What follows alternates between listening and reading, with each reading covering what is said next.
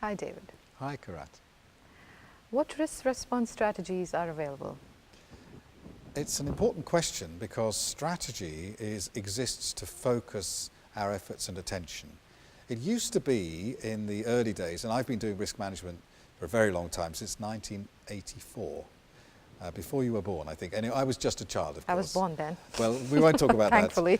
that. But it was a long time ago, and Yes. in the early days, we focused on identification and analysis. And then we said every risk is different, so you just respond to the risk you have. Around the year, I suppose 97, somewhere around there, I started to think about structure and about making things more efficient. And I realized it would be helpful to have some strategic thinking around risk response development. And so instead of saying well, every risk is different, you start with a blank sheet of paper and decide what to do. Yeah. Maybe we could design a set of strategies, a small number, and we could choose a strategy, and then once we've chosen the right strategy, then we can develop actions to implement that strategy. So the first question is just choosing one from a small number.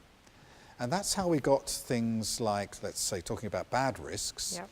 There are terms like risk avoidance. We could try and kill the threat altogether. There's risk transfer. We could give somebody else the task of taking the risk away and managing it on our behalf, and maybe we have to pay them to do that. We could just try and make the risk smaller. We would call that risk mitigation or risk reduction. Or we might find that we can't do anything proactive. We just have to accept the risk and maybe have a contingency plan or a fallback plan. So we developed those four types of strategy: avoidance, transfer, reduction, and acceptance, as classes of response. And then you could say, based on how big this particular threat is, and how urgent it is, and how close it is in time, all those other factors we've talked about, then we should try and avoid it, or perhaps it's appropriate just to accept it. Once you've chosen the strategy, then you ask the question, how? And you develop risk response actions to implement the strategy. Right. So that was what we did in the mid-1990s for threats. And then later on, we, of course, remembered, don't forget there are opportunities. There are positive risks as well, yes. And we need response strategies for those. And so around the year 2000, I designed a set of opportunity response strategies which match the four threat strategies. So threat avoidance is an aggressive response. Let's try and kill the threat so it can't happen. Yeah. An aggressive response for an opportunity will be to capture it, to exploit it, to make it happen. So we're removing the uncertainty for a threat by making it 0% probability of happening. We can remove uncertainty for an opportunity by making it 100% chance of happening. We know it's going to happen, we capture it. And we call that exploiting. So yes. Threat avoidance, opportunity exploiting, these are the equivalents. With threats, we can transfer the threat, get somebody else to take it away, and maybe we have to pay a premium for them to do that. For opportunities, we could pay somebody to bring the opportunity in and help us to make it happen. So we would call that something positive, something collaborative, like sharing. We could share the opportunity as we transfer the threat. Yes. For a threat, we try to make the threat smaller. We call that threat reduction, reduce the probability, reduce the impact. What we could do for opportunities is also change the size of the opportunity, but we want to make it bigger.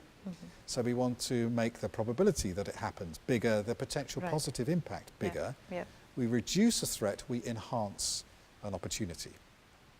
If we can't do anything proactive with the threat, we accept it. Yes. So threat acceptance has a contingency plan. We monitor it and see if it happens, this is what we're going to do.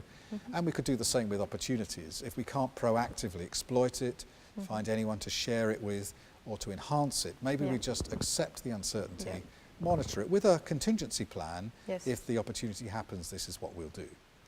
So in around the 2000 mark, we had 4 threat strategies and 4 opportunity strategies. We've got avoid, transfer, reduce, accept. And we've got exploit, share, enhance, accept, the 4 sort of matching strategies for threats and opportunities. Just recently, we've introduced a new strategy. If you identify a risk that doesn't belong to you, because it doesn't affect your objectives, maybe you should pass that on to somebody else who it does affect. And so you're not exploiting it or transferring. And we're going to escalate, the word escalate, Okay. to describe a risk that you found that isn't yours. Mhm. And you escalate it. So maybe, Is it always necessary to escalate it? Can it not be a parallel transfer? well, yes, the trouble is using the word transfer. We don't want to confuse with the existing strategies. So it's an escalation out of your area Okay. to somebody else. Okay. And that term risk escalation has been used elsewhere in the industry for some time, and we Okay. felt it was a good word to adopt. So Right. now we have 5 strategies on each Right. side. Right. For threats, the response strategies available are avoid, transfer, reduce, accept, or escalate. Right. For right. opportunities, we have exploit, share, enhance, accept, or escalate. Excellent. Excellent. Very nice. Thank you so much, David. Thank you.